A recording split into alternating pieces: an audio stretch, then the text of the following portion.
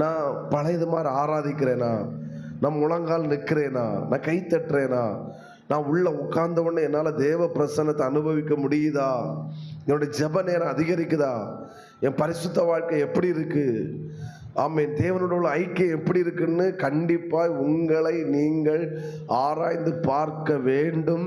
ஆராய்ந்து பார்க்கிறவனே உண்மையான ஆவிக்குரியவன்.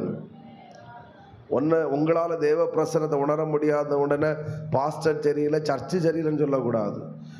சில நபர் சில ஐக்கியம் உங்களை விட்டு கட்டாதனோட அவங்க மோசம் சொல்லக்கூடாது. Stop it. உங்களை நீ ஆராய்ந்து பார், உங்களை நீங்க செக் பண்ணு, உங்களை அலசி பாருங்கள். என்னிடத்துல ஏதாவது குறைகள் இருக்கிறதா, என்னிடத்துல ஏதாவது தவறுகள் இருக்கிறதா, உங்களை நீங்க ஆராய்ஞ்சு பாருங்க. நான் நல்லா டிராவல் பண்றேனா, நான் கரெக்டான வேலை தான் போயிட்டு இருக்கிறேனா, என் பிரயாணம் எங்கேயோ தடுமாறுதா? ஆமென் சொல்லுங்க பார்க்கலாம்.